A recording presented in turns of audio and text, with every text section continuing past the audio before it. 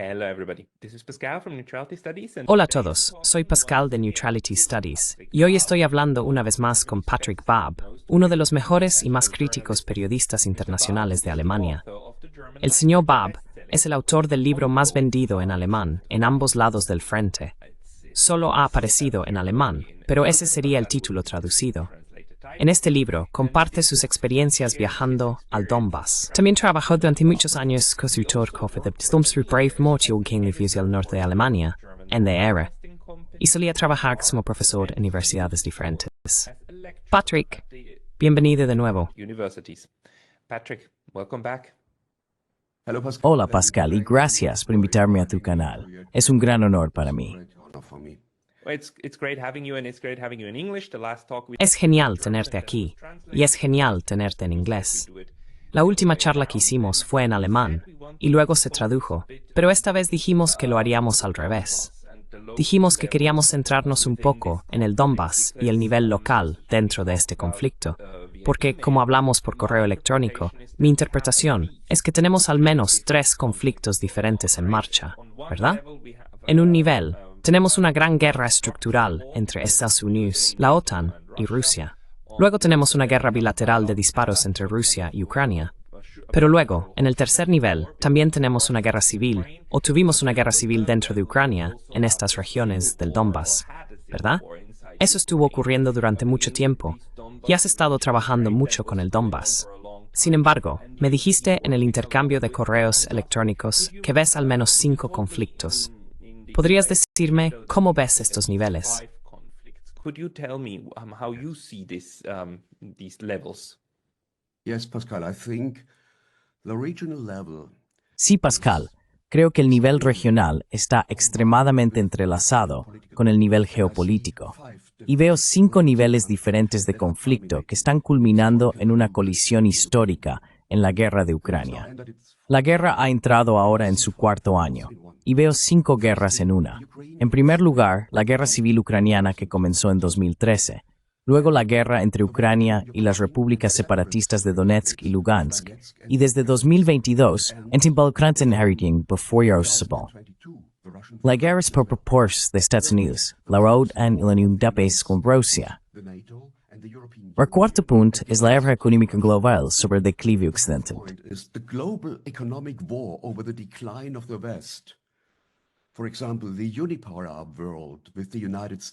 Por ejemplo, el mundo unipolar con Estados Unidos como hegemón y los estados emergentes del BRIC esforzándose por un mundo multipolar. Y en quinto lugar, la guerra de las élites occidentales contra su propio pueblo, la guerra de clases. Toda guerra es también una guerra de clases. Si quieres, puedo explicar eso porque el primer punto es muy interesante. Está subestimado en los medios de propaganda occidentales y en la política occidental. La guerra civil en Ucrania comenzó a más tardar con el golpe en el Maidán. Este golpe fue planeado con mucha antelación y orquestado por Estados Unidos, por la OTAN y la Unión Europea. Y esto viola la prohibición de intervención de la Carta de la ONU. El resto fue en connivencia con ultranacionalistas y fascistas ucranianos.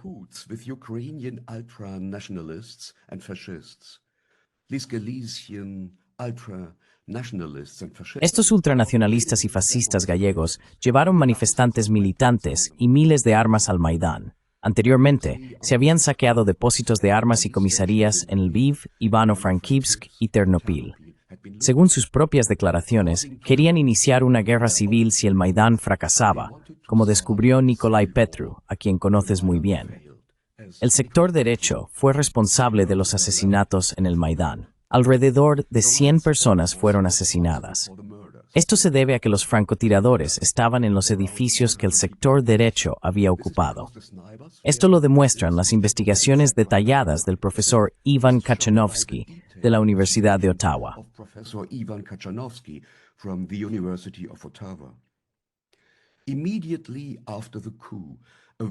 Inmediatamente después del golpe, una ola de violencia se extendió por todo el país, particularmente en el este de Ucrania, donde vivían personas de origen ruso.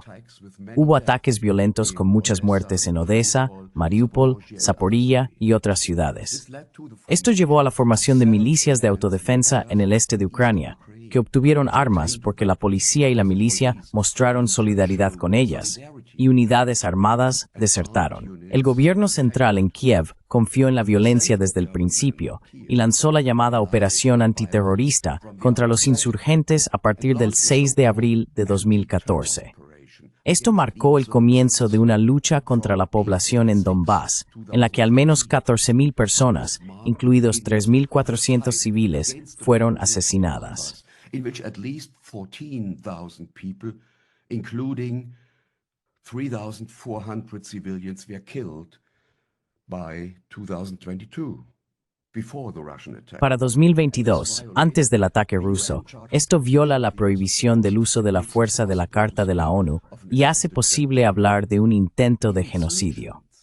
Los insurgentes respondieron proclamando las repúblicas de Donetsk y Lugansk, y estas secesiones fueron confirmadas por 2 referendos en mayo de 2014.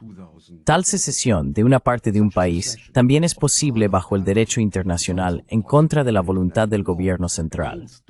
Occidente también había aceptado esto en Kosovo. El establecimiento de las repúblicas independientes de Donetsk y Lugansk marca el fin del proceso de guerra civil.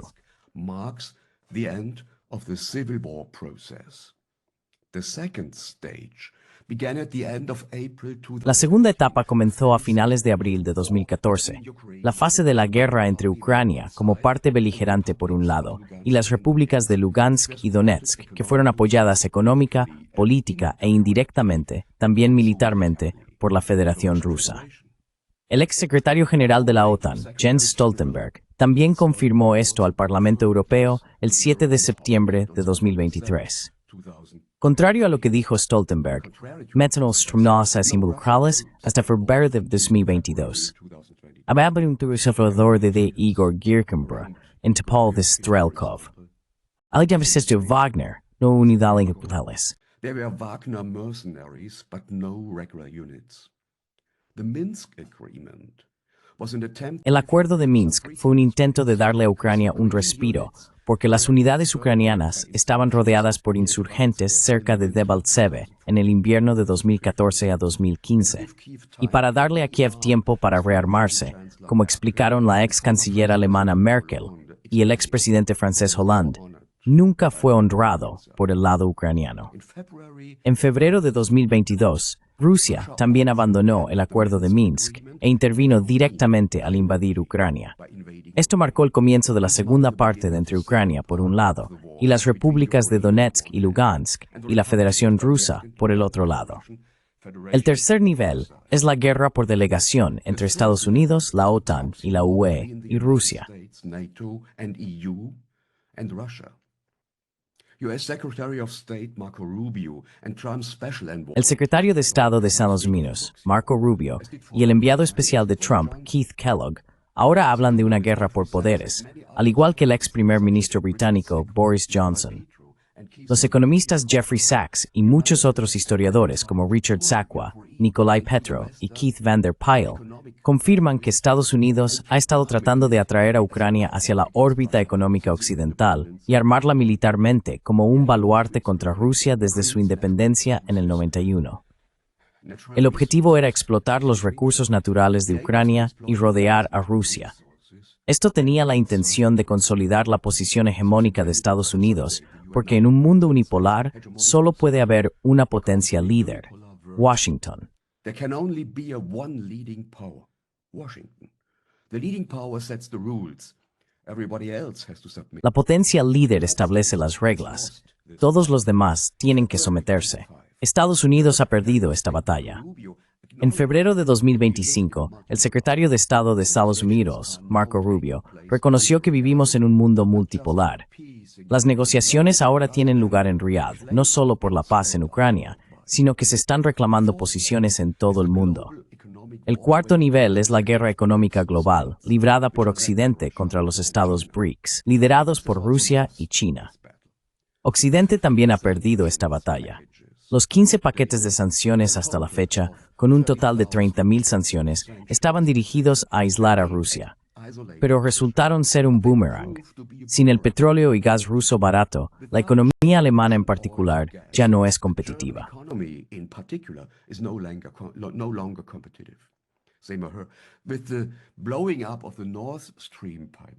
Con la explosión del gasoducto Nord Stream, de la cual el periodista Seymour Hersh culpa a su propio país, Estados Unidos, la trampa energética se ha cerrado para Alemania. Las sanciones no están teniendo efecto.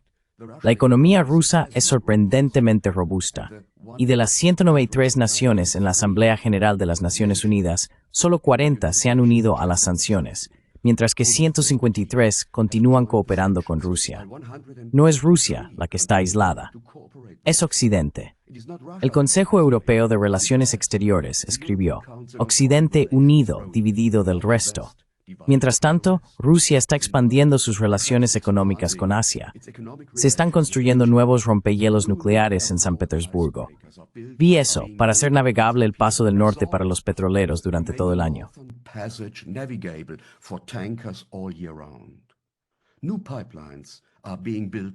Se están construyendo nuevos oleoductos hacia China. Se están construyendo nuevas líneas de ferrocarril entre el Caspio y el Mar Negro. A escala global, el poder económico se está desplazando gradualmente de Europa y Estados Unidos hacia el sudeste asiático. Allí viven más de 3.000 millones de personas. La participación de Estados Unidos y Europa en la creación de valor está disminuyendo, mientras que China, en particular, se está volviendo aún más fuerte económicamente. Estados Unidos está tratando de estabilizar su economía a expensas de los europeos. Como resultado, Europa se está convirtiendo en el patio trasero de Washington, pero también en el patio trasero de Rusia, que no podrá revertir su giro hacia Asia. El quinto nivel afecta a los contribuyentes en los países de la OTAN, especialmente en Europa, a los empleadores, empleados, pensionistas y a la clase media en su conjunto.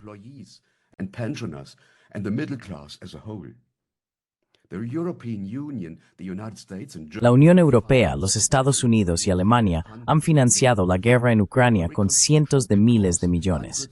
La reconstrucción también costará cientos de miles de millones y se está gastando cada vez más dinero en armamentos. Este dinero falta en el consumo, la seguridad social, las pensiones, la educación y la infraestructura. Esto no es keynesianismo militar, porque las ideas de John Maynard Keynes estaban dirigidas a fortalecer la demanda de la población. Como se puede ver, la guerra en Ucrania es también una guerra librada por los gobiernos y las corporaciones contra su propia gente. La guerra es un asalto contra la clase media y los pobres, y los priva de miles de millones, y alimenta el complejo militar industrial en los Estados Unidos. Es una guerra de clases. Estos son los 5 niveles de guerra que veo en Ucrania.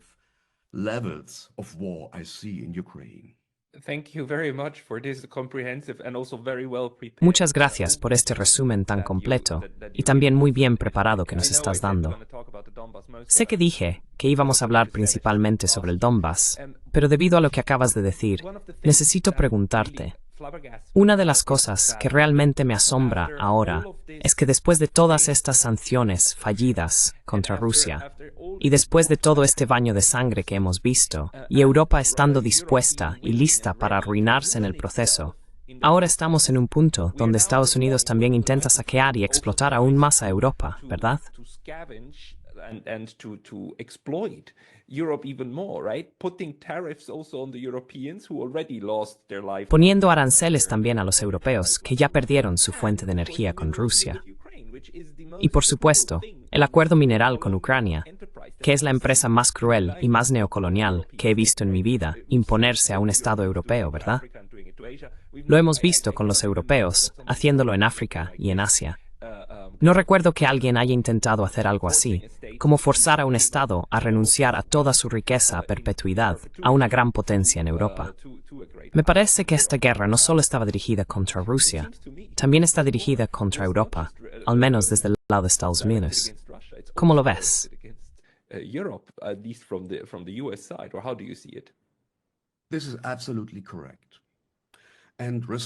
Esto es absolutamente correcto. Los responsables en Europa son las élites transatlánticas corruptas. Hicieron sus carreras sirviendo a los Estados Unidos más que a sus propios países y fueron promovidos por el gobierno de los Estados Unidos. Por ejemplo, Annalena Baerbock tuvo que presentarse en Washington en un grupo de expertos y tuvieron que proporcionar su posición política para explicar su posición política. Luego, fue enviada de regreso para convertirse en ministra de Asuntos Exteriores en Alemania.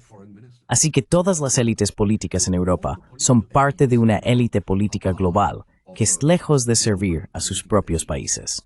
which are far from serving their own countries. Is this a result? ¿Es esto un resultado de la forma en que Europa, básicamente la Unión Europea, se desarrolló? Ya sabes. Y la forma en que los países europeos comenzaron a desarrollar estas organizaciones supranacionales como la UEP y organizaciones internacionales como la OTAN, donde de repente se abren posiciones, donde los individuos pueden ser más poderosos o más importantes, y las élites pueden ser más importantes dentro de las instituciones que dentro de sus propios países. Así como sería imposible para cualquier tipo de ex primer ministro estonio asumir de repente un papel importante en los asuntos europeos, si no fuera por la UE. Y estas instituciones, sin embargo, están todas vinculadas a los Estados Unidos y controladas, por supuesto, en última instancia, con el poder residiendo en Washington. Of course, ultimately with power lying in Washington. Yes, I think so. This is one level. Sí, creo que sí. Este es un nivel. Y el otro nivel es el poder blando estadounidense. Muchos de los élites alemanas y europeas también fueron educados en organizaciones y fundaciones transatlánticas, como el German Marshall Fund, Young Global Leaders, o las fundaciones del multimillonario Soros, como la Renaissance Foundation. Y hay cientos de fundaciones de ese tipo. No fueron forzados. Reciben ofertas, reciben invitaciones transatlánticas a reuniones científicas, viajes de investigación, fueron promovidos a trabajos en Atlantic Brücke. In Atlantikbrücke. And these organizations Y estas organizaciones están alineadas con los intereses estatales, los think tanks y las organizaciones no gubernamentales que son financiadas indirectamente por el gobierno. Esto forma un enorme aparato ideológico a todos los niveles, no solo a nivel de la UE o del Estado. Bajo el nivel estatal, hay muchas organizaciones no gubernamentales, y esas organizaciones no gubernamentales que son pagadas por los estados están proporcionando empleos para jóvenes académicos, y ese es todo el secreto. Está a la vista, solo tienes que verlo. That's the whole secret. It's open to your eyes. You just have to see it. It's ideological colonialism. Es colonialismo ideológico y fomento durante 40-50 años, ya sabes, estas generaciones, ¿verdad? Y solo distribuyen el dinero, pero asegúrate de que ideológicamente permanezcan alineados. Y si la gente se sale, como Ulrike Gero y demás, por supuesto, nunca volverán a ser vistos dentro de estas estructuras, ¿verdad? Again, within these structures, right? Yes, my friend Ulrike was part of this ideology. Sí, mi amiga, Ulrike formaba parte de este paso ideológico, pero un día comenzó a dudar, y de un día para otro se convirtió en una marginada. De amigos. She became an outsider. From one day to the other. She had no friends anymore. And she in used the to be. apartment. She used to be Y solía estar en todos estos programas de entrevistas en Alemania, ¿verdad? Los más grandes, los más importantes. Y ahora esos tiempos se han ido, porque ya no está alineada. Ideológicamente, por lo tanto, te dejan caer como una papa caliente. you're dropped like a hot potato. And that's an interesting point because the propaganda Y ese es un punto interesante, porque los medios de propaganda, los medios de comunicación principales, están completamente alineados con la propaganda de la OTAN y las narrativas del aparato de seguridad. Esto es lo que muestra la ciencia de los medios, y se puede ver en todas partes. Ulrike es solo un muy buen ejemplo. El punto crucial, desde mi punto de vista, fue la Segunda Guerra de Irak en 2003, cuando el entonces canciller Gerhard Schröder, el presidente francés Chirac y el presidente ruso Putin se negaron a alinearse con Estados Unidos y atacar Irak. Entonces Washington habló de la vieja Europa y la nueva Europa. Esto fue una señal de advertencia para las élites estadounidenses. Querían reeducar a las élites europeas. Esto no debería volver a suceder. the European elites, this shouldn't happen anymore again. That was the main part. Well, this is, Esa fue la parte principal. Quiero decir, todo esto juega junto. Simplemente significa que no hay una cura fácil para ello, porque este colonialismo ideológico está, por supuesto, ahora profundamente arraigado en los huesos de Europa. Pero eso también explica por qué Europa está ahora tan sacudida, por qué todas estas personas no entienden lo que les pasó. Pero tal vez, mira, deberíamos centrarnos un poco en el Donbass, porque realmente pasaste mucho tiempo allí, ¿verdad? Y fuiste allí muchas veces. Y realmente quiero saber más sobre tus experiencias. ¿Cómo vivía el Donbass antes? ¿Cómo está el Donbass ahora? ¿Y cuándo estuviste allí por última vez? And when were you there for the last time? Well, the last time I was there last year in October. Bueno, la última vez que estuve allí fue el año pasado, en octubre de 2023. Y en este momento estoy escribiendo un libro sobre eso. He estado en el Donbass varias veces y en Ucrania varias veces. He estado en Rusia incontables veces desde 1998. Mi libro, Ambos lados de un frente, se basa en 2 de estos viajes. Bueno, esta es una larga historia. He estado trabajando para las emisoras públicas del norte de Alemania desde 1997. Había una revista para eventos alrededor del mar Báltico, el llamado Informe Báltico. Para este programa, el editor en jefe me envió a Rusia, entre otros lugares, el Báltico y Escandinavia. En realidad, era un programa turístico, pero hice películas sobre neonazis rusos, transportes ilegales de petróleo, el comercio ilegal de pasaportes de la UEI, el hundimiento del Kursk y todo eso. About the sinking of the Kursk and all that. And that gave me contacts to Russian colleagues and to Y eso me dio contexto con colegas rusos y muchas personas en Rusia y Ucrania. Así que aprendí a investigar en Rusia y a encontrar mis propias fuentes. Esto hizo posible mi trabajo en Donbass. Por eso también sabía que la forma en que los medios occidentales retratan la guerra en Ucrania es esencialmente propaganda de la OTAN. Debemos tener en cuenta que esta guerra se desarrolla en 3 niveles. El primer nivel es el conflicto militar sobre el terreno. El segundo es la guerra económica contra Rusia. El tercer punto es la guerra de propaganda. Los medios no son neutrales en esta guerra de propaganda, sino que son parte de la guerra. Ese es un punto importante. Mis impresiones principales son completamente diferentes de lo que los medios proporcionan en términos de desinformación, tengo que decir. No informan adecuadamente. No, but they did a very good job at Pero hicieron un muy buen trabajo con su propaganda. Porque ya sabes, la propaganda soviética en los tiempos soviéticos era fácil de identificar para los ciudadanos soviéticos. Al menos hasta donde sé por las lecturas sobre esos tiempos y también los chistes que circulaban y demás. Pero la propaganda occidental es casi...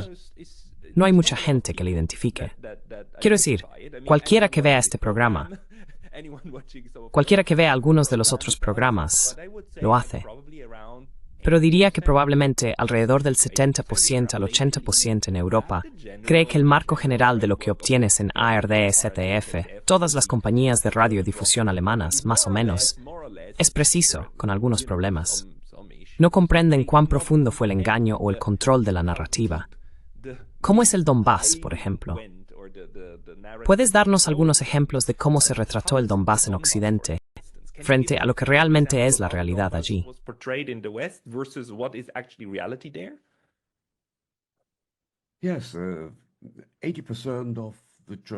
Sí, el 80% de la población alemana quiere creer. Ese es el punto. Y esto está lejos de la realidad. Puedo explicar eso en detalle.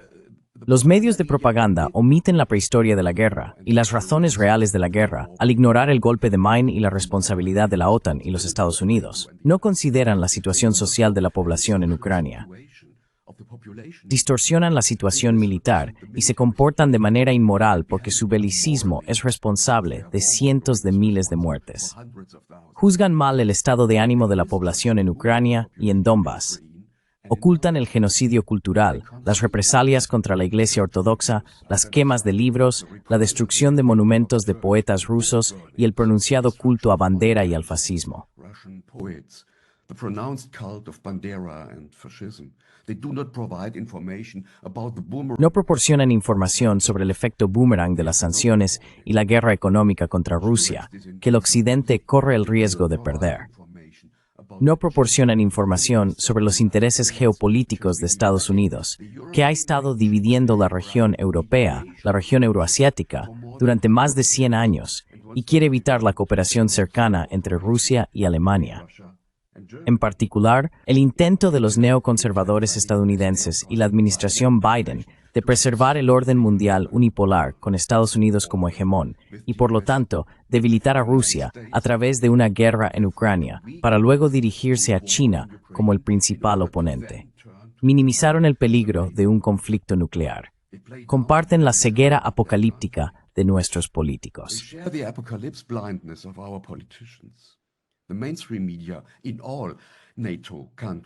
Los medios de comunicación principales en todos los países de la OTAN se alinean con la propaganda de la OTAN como limaduras de metal con un imán.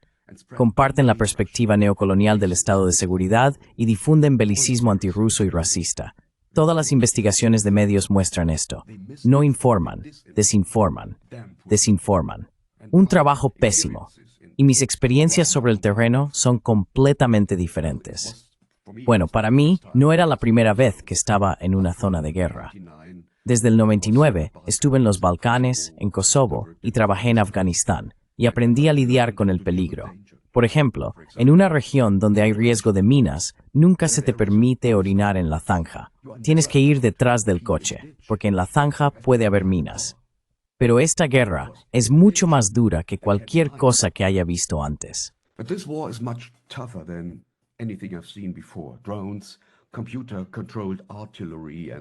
Drones, artillería controlada por computadora e inteligencia artificial han cambiado totalmente la guerra. El tiempo promedio de supervivencia de un soldado de infantería en la línea del frente, según informan los soldados, era de solo 4 horas en Bakhmut. Solo 4 horas. Jesús, vi Mariupol en septiembre de 2022. La ciudad estaba destruida en un 80%, según estimo. Muchas personas vivían en sótanos. Sin embargo, Rusia no está librando una guerra contra la población civil. Las cifras lo demuestran. Nadie está vivo por el conteo de cuerpos. Pero las Naciones Unidas han registrado alrededor de 20.000 víctimas civiles hasta ahora. Creo que hay muchas más. Muchas no están identificadas hasta ahora. Pero este es el número más bajo de bajas civiles en comparación con todas las grandes guerras desde 1914. Cualquiera que sea el objetivo de Rusia con esta guerra, no pretende aniquilar a la población ucraniana.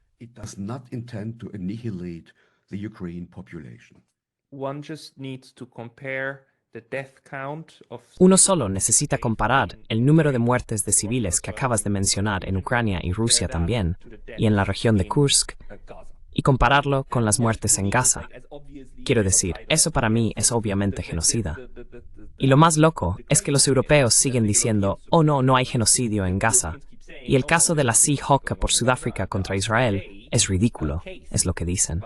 Y por otro lado, están apoyando un caso de genocidio en la Sea-Hawk por Ucrania contra Rusia. Esto es, sí, es otro nivel de intentar hacer que la realidad sea lo que quieres que sea. Pero estoy de acuerdo contigo.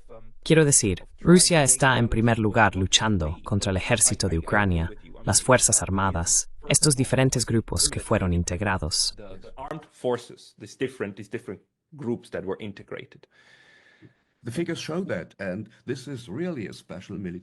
Las cifras lo demuestran. Y esta es realmente una operación militar especial contra el gobierno ucraniano y contra la OTAN en el territorio de Ucrania. Ese es el punto. Y tengo que decir que, aunque los tanques alemanes están rodando nuevamente en el Donbass hoy, no he experimentado ninguna hostilidad hacia los alemanes. Todo lo contrario. La gente hace claras distinciones entre las personas y sus gobiernos. Según el lema, los gobiernos van y vienen, las personas permanecerán.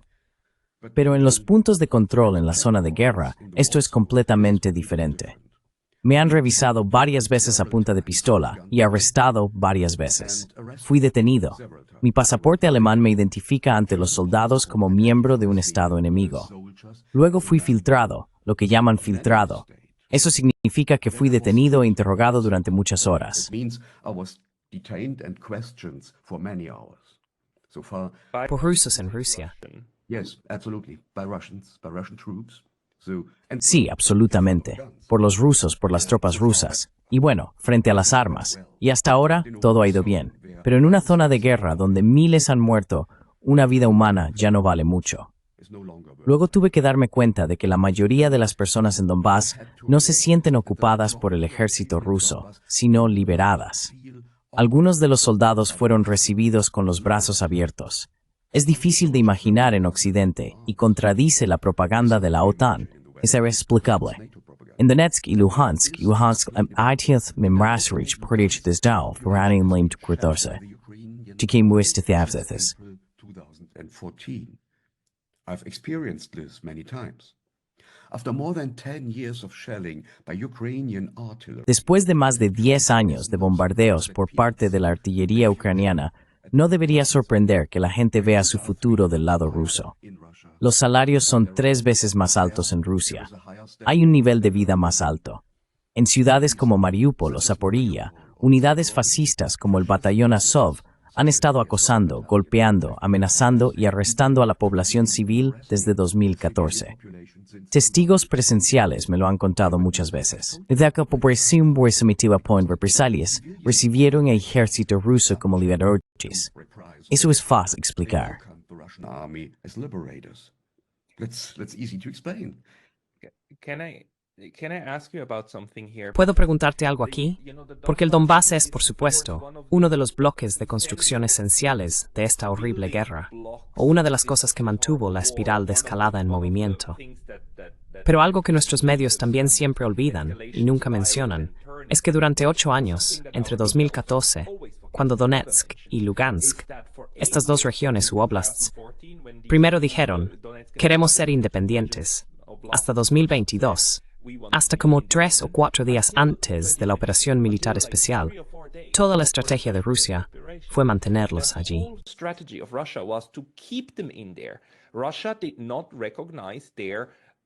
Rusia no reconoció las declaraciones de independencia de estas regiones. Dijeron, como no, el objetivo final, como se establece en los acuerdos de Minsk, es mantenerlos dentro de Ucrania, federalizar Ucrania y asegurarse de que Ucrania sin Crimea permanezca como está. Esa fue toda la estrategia, que es una estrategia inteligente de Rusia. Y has visitado el lugar antes de eso, antes de 2022, y luego después. ¿Puedes decirme si algo cambió en el terreno respecto a cómo la gente pensaba sobre su futuro y sobre sí mismos? Ya sabes, como personas de Luhansk, personas de Donetsk, ¿y qué estaban buscando? So, I think Así que creo que nada cambió. El resultado del bombardeo ucraniano por parte del ejército ucraniano durante años, más de 8 años en total, acercó a la gente en Donbass al lado ruso. La opinión general que escuché es que el Kremlin llegó demasiado tarde. Tenían que ayudarnos en 2014 y no en 2022. Esperamos demasiado. Putin llegó demasiado tarde. Esto fue un error. Putin came too late. This was a mistake. Eso es lo que se escucha sobre el sentimiento en el Donbass. Many times, yes, many times. Because Muchas veces sí, muchas veces. Porque la gente dice que vemos morir a nuestros hijos y la única ayuda posible puede venir de Rusia. El nivel de vida en Rusia es mucho más alto que en Ucrania y no hay diferencia de idioma. Muchas personas en Rusia tienen familiares en Donbass porque esta fue una región industrial importante en la Unión Soviética. Muchas personas en el Donbass tienen familiares en Rusia, en San Petersburgo, en Kazán, en Moscú, en Rostov del Don.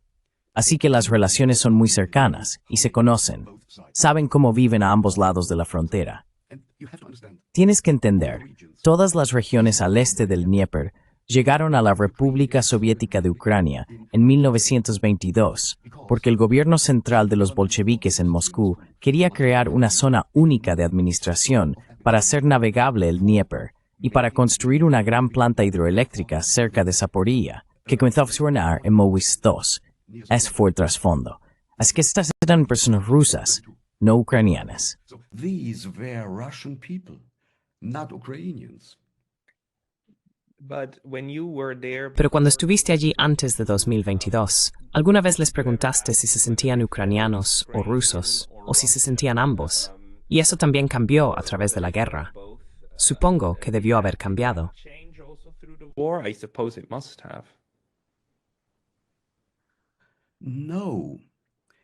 No, cambió mucho antes de la guerra. En el tiempo después del golpe de Maidán, cambió paso a paso en los años 2014, 2015 y 2016. Una mujer me dijo, nosotros también éramos ucranianos. ¿Por qué no nos dispararon? ¿Por qué dispararnos?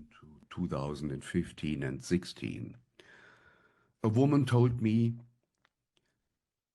we were Ukrainians as well. Why did they shoot us? Why shoot us?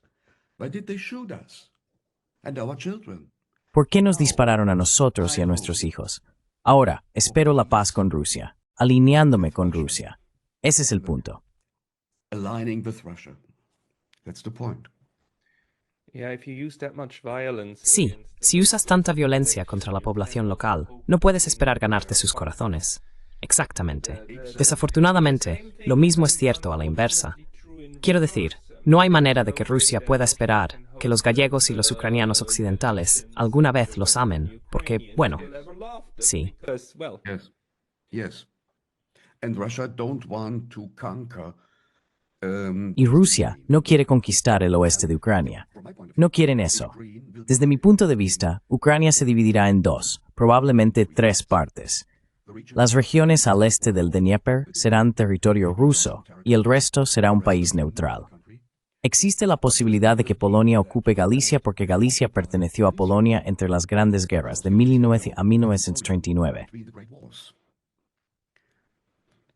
Up from 1919 to 1939. Aunque lo que estamos escuchando recientemente de Polonia es que están bastante preocupados por la cantidad de ucranianos dentro de sus fronteras actuales. Así que parece que el gobierno actual no está interesado en integrar aún más ucranianos en su visión nacionalista de lo que debería ser Polonia.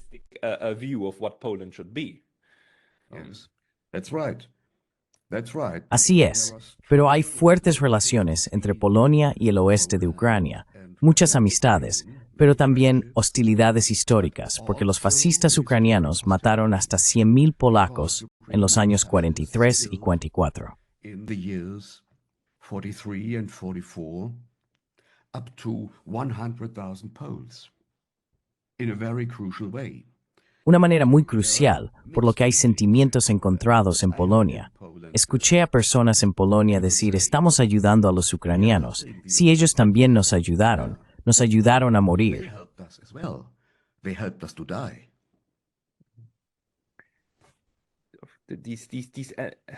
Nobody must underestimate the level of animosity. Nadie debe subestimar el nivel de animosidad dentro del continente europeo entre unos y otros. Lo que me lleva a esta pregunta. La Unión Europea, con todos sus defectos y errores, ha hecho un milagro al unir a Francia y Alemania, dos estados que históricamente amaban matarse entre sí. La Unión Europea también resolvió bastantes problemas, no lo olvidemos. Básicamente, ayudó a resolver el conflicto de Irlanda del Norte y un par de otros conflictos. Simplemente al europeizar los estados, los conflictos desaparecieron. Ahora, en este caso, hizo exactamente lo contrario. Lo empeoró. ¿Puedes explicarte por qué la Unión Europea no solo fracasó tan miserablemente, sino que en realidad hizo lo contrario de ser un proyecto de paz?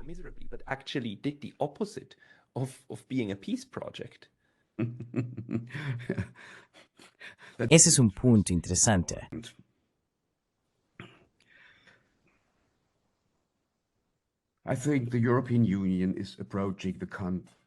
Creo que la Unión Europea está abordando este conflicto, esta guerra, de manera incorrecta. Quieren prolongar la guerra y llevar a su propia población aún más profundamente en esta guerra en Ucrania. Y creo que estamos gobernados por jugadores que aceptan conscientemente el riesgo de una guerra nuclear en Europa. Y bueno, hay que tener en cuenta que Rusia es la potencia nuclear más fuerte del mundo. Y si Moscú cede bajo presión, Rusia usará la bomba atómica. Como informa el New York Times, el general Surovikin, el excomandante ruso en el Oblast de Kherson, ya estaba considerando esto en 2023.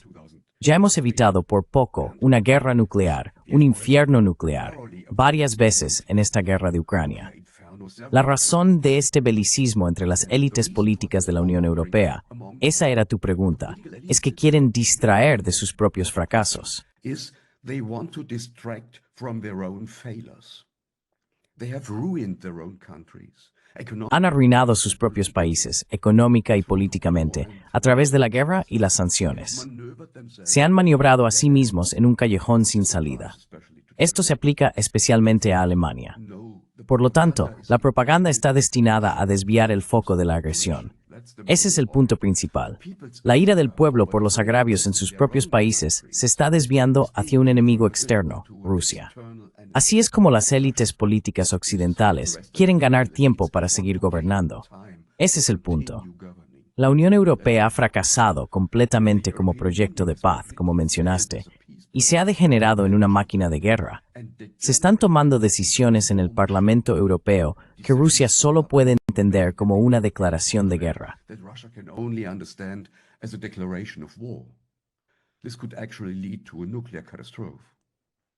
Esto podría llevar a una catástrofe nuclear. Ahora hemos llegado a una caquistocracia, el gobierno de los peores. Están aboliendo gradualmente la democracia para asegurar el dominio de los carteles de los partidos tradicionales. En cuanto al Donbass, no volverá a Ucrania. Rusia ganó la guerra y ahora quiere que se cumplan sus demandas. Ucrania está siendo dividida, lo expliqué. Cuanto más dure la guerra, menos quedará de Ucrania y más personas serán asesinadas. El cinismo de los políticos europeos también es responsable de esto. La Unión Europea podría y debería haber prevenido esta guerra, pero ni Berlín ni la EU iniciaron una sola iniciativa de paz. Esto significa que además de la derrota militar y el declive económico, también hay una completa bancarrota moral por parte de nuestros políticos.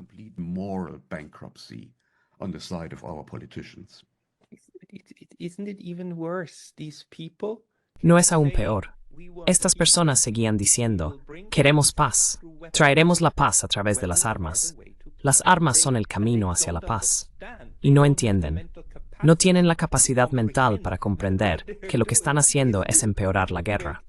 En lugar de usar medios pacíficos para lograr la paz, quieren usar medios de guerra para lograr la paz. ¿Y cómo lidias con personas que son tan ignorantes?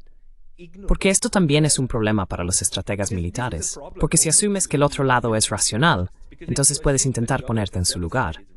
Pero si tienes que entender que estas personas son completos idiotas, entonces, ¿cómo lidias con eso?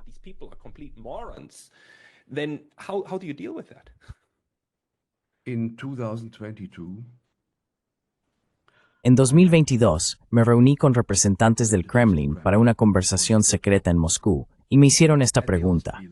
Preguntaron cómo tratar con políticos locos que han perdido el contacto con la realidad, que no tienen idea de lo que realmente sucede sobre el terreno. Y respondí, no se puede tratar con ese tipo de personas, con este tipo de personas. Es imposible. Tienen que ser expulsados del negocio. Necesitamos una nueva élite. Y este es un proyecto para 20, 25, 30 años. Y si observas a las élites académicas en Europa en su conjunto, especialmente en Alemania, en las universidades, en las escuelas, en las iglesias, en la esfera política, en los medios, todos piensan de la misma manera. Así que la élite académica completa en Europa Occidental se ha vuelto loca. Ese es el punto. Bueno, en un momento así, recuerdo una frase de William Shakespeare. Es la plaga de los tiempos cuando los cocan a los ciegos.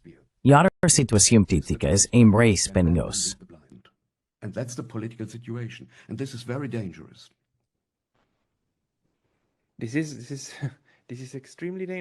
Esto es extremadamente peligroso, pero no lo sacaremos. Quiero decir, puedes ver ahora mismo cómo esta caquistocracia, cómo estas personas intentan asegurarse de que toda oposición potencial desde dentro sea eliminada, ¿verdad?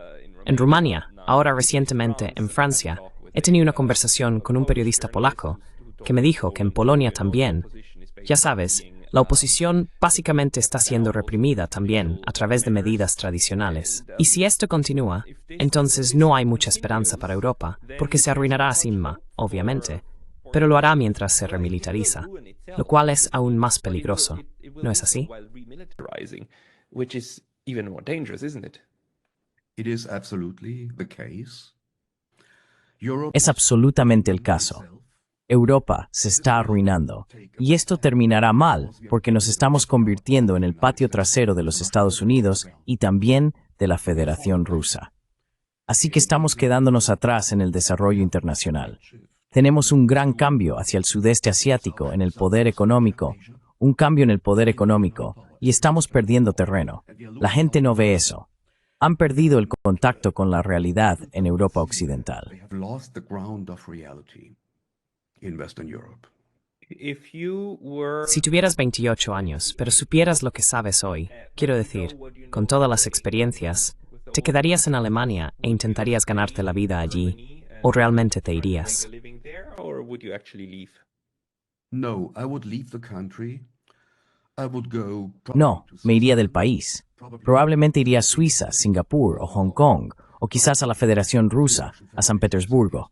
No me quedaría en Europa porque veo el declive en Europa, económica, política y en términos de libertades. decline, Estamos perdiendo el terreno de la democracia. decline in liberty. Hoy en día estamos viviendo en Alemania, en una especie de democracia de fachada, nada We are más. living in Germany in a kind of facade democracy, nothing else.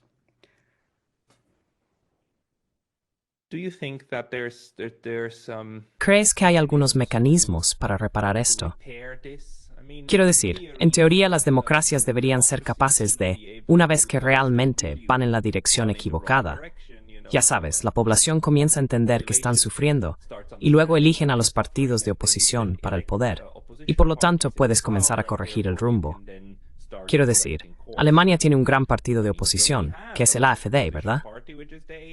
Y solían tener, en el Parlamento, en el lado izquierdo, a la Straßenwagenknecht, pero no lograron entrar de nuevo. Pero hay oposición. Crecerá esta oposición. I think this opposition. Creo que esta oposición crecerá. Y hay dos posibilidades. En Alemania tenemos dos partidos que están orientados hacia la paz con Rusia, el AfD y el BSB, el partido de Sarah Wagenknecht. Desde mi punto de vista, esos partidos deberían cooperar estrechamente para lograr la paz con Rusia. Si no lo hacen, el AfD se convertirá en un grupo político de derecha transatlántico, presionando a la gente en Alemania al obtener una posición de gobierno para recortar gastos de seguridad social y así sucesivamente. Este sería el camino equivocado, desde mi punto de vista. Por otro lado, la gente tiene que manifestarse por la paz. Tienen que llevar su interés por la paz a las calles. Pero en Alemania, la gente no hace eso. Bueno, responsable de la catástrofe no es solo quien la causa, sino también quien no quiere hacer algo contra este proceso. But also that one who don't want to do something against this process. Puedo preguntarte, y esto también es bastante difícil, pero algo que me ocupa mucho en este momento mentalmente es esta cuestión sobre la rendición o capitulación. Creo firmemente que una de las cosas que salvó a Japón de sufrir el mismo destino que Corea fue porque Japón pudo rendirse. Pudo hacer lo que era impensable solo meses antes. Alemania, por supuesto, no se rindió, y los rusos llegaron hasta el búnker, ¿verdad? Tomaron Berlín, y eso destruyó y vio en quarts till its boys that's bad there durante 40 años.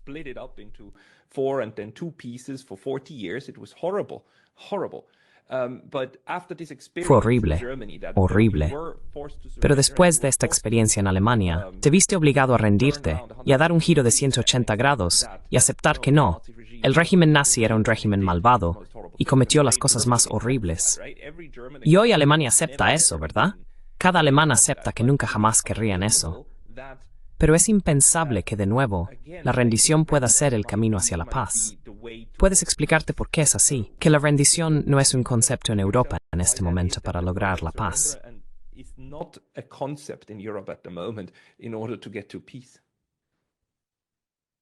Well, I agree with Professor Glenn. Bueno, estoy de acuerdo con el profesor Glenn Diesen de la Universidad del Sureste de Noruega. Dijo que la única manera de traer paz a Ucrania es que Occidente, la OTAN, Estados Unidos y Bruselas acepten las demandas rusas. Rendirse. Porque Rusia está exigiendo rendición. Exactamente. Porque los rusos continuarán luchando hasta que Ucrania confirme que este país se mantendrá neutral.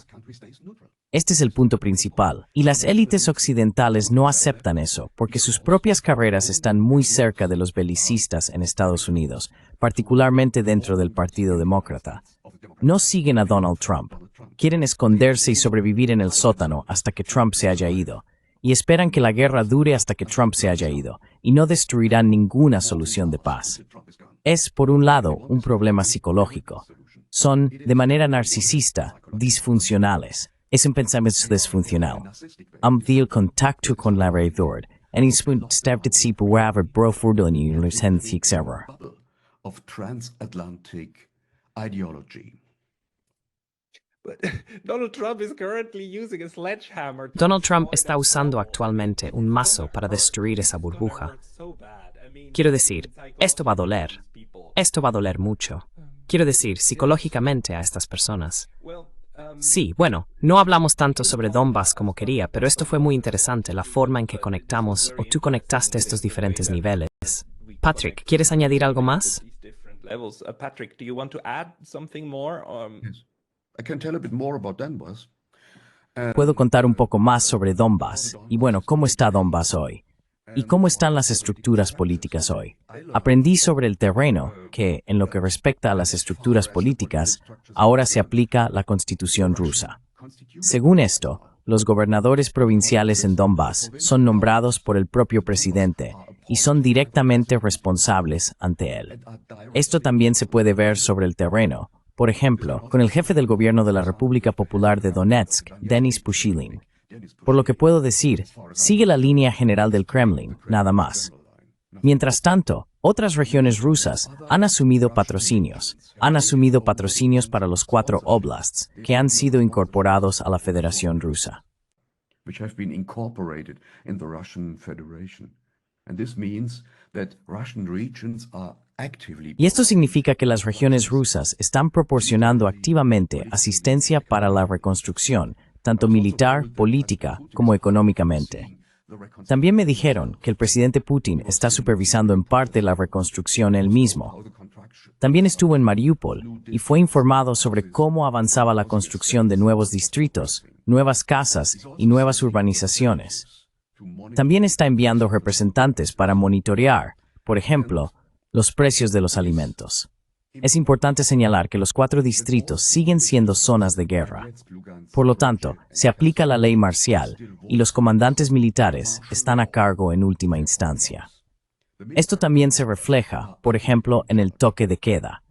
A las 10 p.m. ya no se permite estar en las calles sin un permiso especial. A diferencia de Rusia, los jóvenes todavía son reclutados para el servicio militar. In Russia, young men are still conscripted into the military. And my overall impression is that Y mi impresión general es que el Donbass está gobernado desde Moscú, pero el gobierno central cuenta con el apoyo de los funcionarios regionales y la población local. Sin embargo, esta es una excepción. Entre 2014 y 2022, la CIA y el Servicio Secreto Ucraniano SBU intentaron establecer una especie de organización de resistencia en el área de Melitopol. Este es un ejército secreto subterráneo que se suponía debía iniciar una guerra de guerrillas en caso de un ataque ruso. La ciudad de Melitopol está estratégicamente ubicada entre Rusia y Crimea, a medio camino entre el Dnieper y el mar de Azov. Y esta organización de resistencia tiene almacenes secretos de armas y explosivos, y todavía lleva a cabo ataques en el área de Melitopol. and still carries out attacks in the Melitopol area.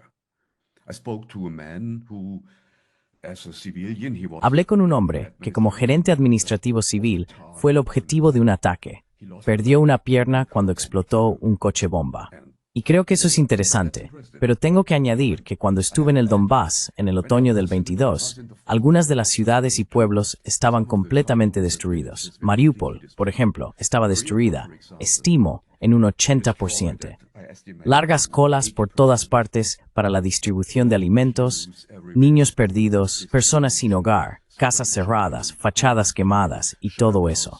Mientras tanto, se está reconstruyendo la infraestructura, se están renovando los edificios de apartamentos, se han instalado nuevas ventanas en todas las escuelas, o se han construido nuevas escuelas.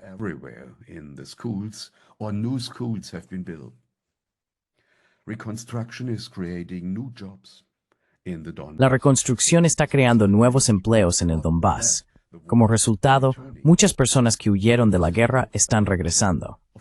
El Donbass es ahora una región de inmigración. Es importante señalar que Rusia ha acogido a la mayoría de los refugiados de Ucrania. La ONU habla de 2.8 millones, pero las autoridades rusas informan hasta 5 millones de refugiados. Es difícil determinar el número exacto, ya que muchas personas han sido alojadas con familiares o ahora han adquirido la ciudadanía rusa. Las pensiones ahora se han elevado al nivel ruso.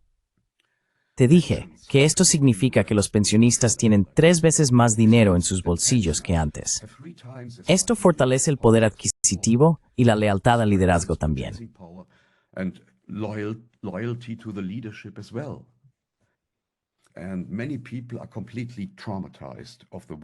Y muchas personas están completamente traumatizadas por la guerra. Hablé con maestros en Mariupol que enseñan a ese tipo de niños. Me dicen que cuando suena la campana en el recreo, algunos niños se esconden debajo de la mesa porque piensan que es una alerta de bomba. E incluso si las conversaciones bilaterales entre Washington y Moscú han dado lugar a un optimismo de que la guerra puede terminar, la guerra en las mentes de esos niños nunca terminará.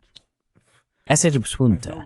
No es un ristorante en cómo se mata las personas habla rusa, Ramala Charnini. It is tinsiu, if le tuple, have win through the reef the Rusos sing new chap. Especially the city of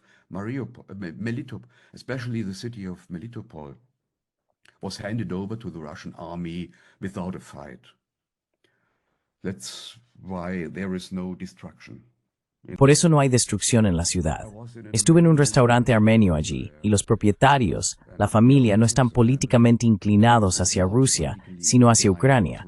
No tienen desventajas reconocibles. Pueden seguir gestionando su negocio. No hay nada.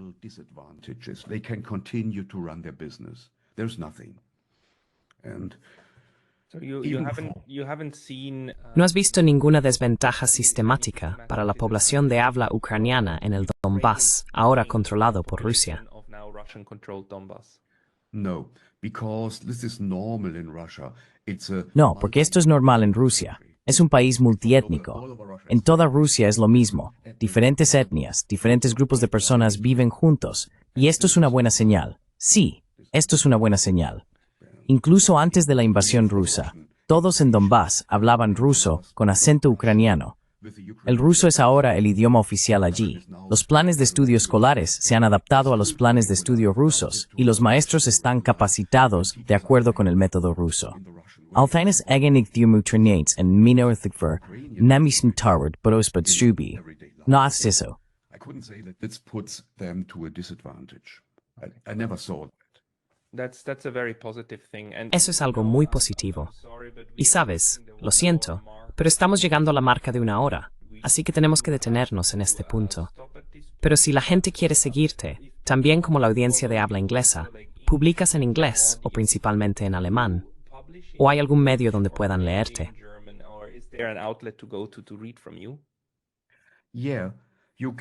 Sí, puedes leer algunos artículos en línea que he escrito en la revista canadiense, la revista Post Hill. No muchos, pero algunos artículos.